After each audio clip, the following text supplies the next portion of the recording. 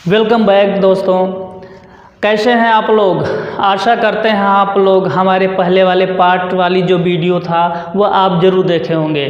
तो पार्ट 1 हम ईट का प्रयोग बताए थे और पार्ट 2 में भी ईट का ही प्रयोग बताना है। तो आइए हम किस प्रकार से ईट का प्रयोग बताते हैं। तो यहाँ पे पहले ये बता दें कि एक बार फिर से कि ईट का प्रयोग कहाँ पे करते हैं। ईट का प्रयोग जब सब्जेक्ट सुलभ न हो तो, यानी कोई हिंदी वाक्य है उसमें अगर सब्जेक्ट न हो तो वहाँ पे हम ईट का प्रयोग कर सकते हैं। तो और कहाँ कैसे पता चलेगा? जैसे ईट का प्रयोग वहीं पर करना है, यहाँ पे दिया गया है। जब हिंदी वाक्य में तो तिथि दिन समय ऋतु मौसम तथा दूरी दिया हो तो ऐसे वाक्य में हम ईट का प्रयोग वहाँ पे कर लेंगे।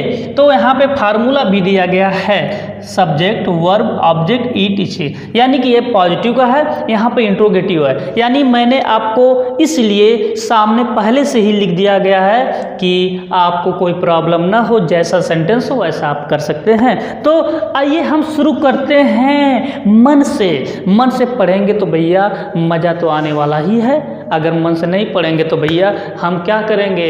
तो इसलिए अपना लाइफ को बढ़िया ढंग से चलाना है तो आप पढ़िए पढ़िए, ठीक है। चलिए तो हम स्टार्ट करते हैं।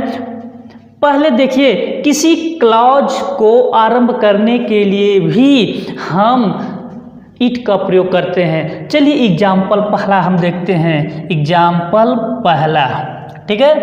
एग्जाम्पल पहला क्या है? पहला एग्जाम्पल है खेद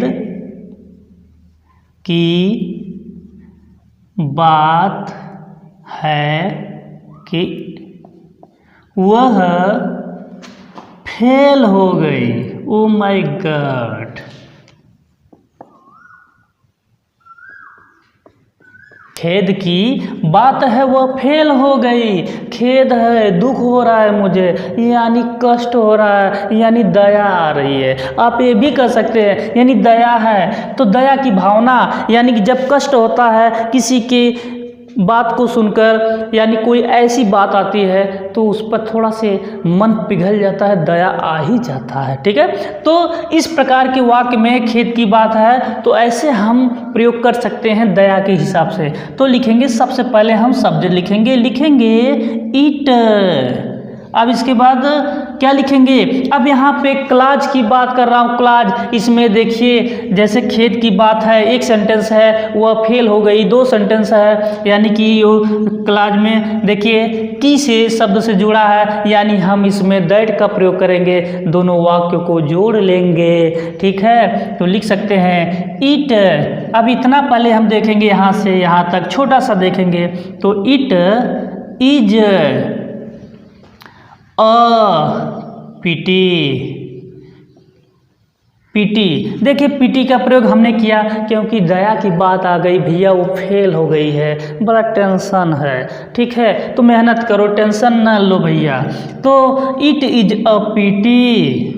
अब इसके बाद जैसे ही ख़त्म होता है ये जो दिया गया है, ठीक है, कंजक्शन, तो हम इसको हम जोड़ लेते हैं इंग्लिश में दैट के शब्द से, ठीक है। It is a PT that वह फेल हो गई, यानी ये कौन सा टेंस आपका है? आपका पास्ट इंडिफिनिट है। तो कौन सा कैसा है? एकदम पॉजिटिव ही है। तो आप कर सकते हैं। हम आपको बता दें पॉजिटिव में क्या होता है, पहले सब्जेक्ट लिखते हैं और मुख्य क्रिया का सेकेंड फॉर्म लिखते हैं। भैया आके लिख लो जल्दी से। जब पता हो गया भैया कौन सा टेंस है तो तुरंत देर ना करिए भैया, देर मत करिए, तो लिख लीजिए। तो लिखेंगे सी, सी भैया सी। अब इसके बाद मुख्य क्रिया का सेकंड फॉर्म, फेल होना का क्या होता है? Failed, FAILED। इसके बाद फुल स्टॉप कर देंगे भैया, आपका सेंटेंस खत्म, सेंटेंस खत्म। तो it is a pity that she failed. Okay, तो इस तरह से हम बना लेंगे। चलिए आपको दूसरा भी सेंटेंस बता देते हैं भैया, क्या है, ठीक है। देखिए, तुम्हारा घर ढूंढना आसान नहीं था। रे राम नहीं था, यानी कहाँ पे घर था, तुम्हारा घर ढूंढना आसान नहीं था, यानी कौनो बात बा भैया। ठीक है, आसान कहाँ से होई, बिना मेहनत के कौनो काम होई, यानी बिना मेहनत के ना मिल पाई घर दुआर के होके, इसलिए ओके बड़ा मेहनत करे के पड़ाला। जैसे पढ़ाई में बड़ा मेहनत कराला ना, तो केहू घरों पता करे बदे मेहनत करे के होला। ठीक है, पता कला पड़ोसी से। ठीक है, तो तुम्हारा घर ढूंढना आसान नहीं था, बड़ा कठिन था भैया। आइए सरल बना दिया जाए इसको। तुम्हारा घर लिखेंगे ईट, सबसे पहले ईट का प्रयोग करेंगे, ईट। अब इसके बाद था है, पास्ट टेंस में है तो वाज, नहीं था नेगेटिव है तो वर्ब के बाद नॉट लिख देंगे, it was not.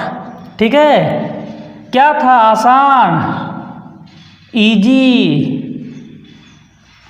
It was not easy, यानी ढूंढना, to find, to find, it was not easy to find, क्या, तुम्हारा घर, योर हाउस, योर हाउस। देखिए इस प्रकार से आपका घरवा मिल गया, मिल गया, नहीं मिला भैया, यानी नेगेटिव है, it was not easy to find your house. तो इस प्रकार से आप मस्ती में मस्ती करके पढ़ते चले जाइए। अगर आप टेंशन लेके पढ़ेंगे तो कुछ भी नहीं होने वाला है, सब खराब हो जाएगा, जो मिलने वाला है वो भी खत्म हो जाएगा, इधर से घुसेगा ना, पता नहीं किधर से निकल जाएगा, आप बता सकते हैं। ठीक है, तो चलिए इस प्रकार से हमारी वीडियो कैसी लगी आप अधिक से अधिक शेयर करिए, बढ़िया से पढ़िए।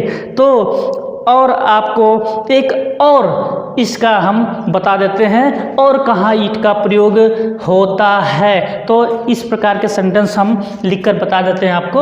यानी कि वाक्य के किसी भाग पर बल डालने के लिए, यानी उस पर बल डाला जाता है, जोर दिया जाता है, उस बात को कहा जाता है, तो वहाँ पे हम क्या कर सकते हैं, ईट का प्रयोग कर सकते हैं। जैसे रवि ने ही मेरी सहायता की थी, यानी कि कह सकते हैं कि रवि ने ही मेरी सहायता की थी, यानी कि यह रवि ही था जिसने मेरी सहायता की थी। तो ऐसे बोल सकते हैं कि लिखेंगे तो तब सबसे पहले हम ईट का प्रयोग करेंगे, इट वाज रवि, यानी कि हम जोर दे रहे हैं कि ये रवि ने ही मेरी सहायता की थी, यानी कि यह रवि ही था जिसने मेरी सहायता की थी या की।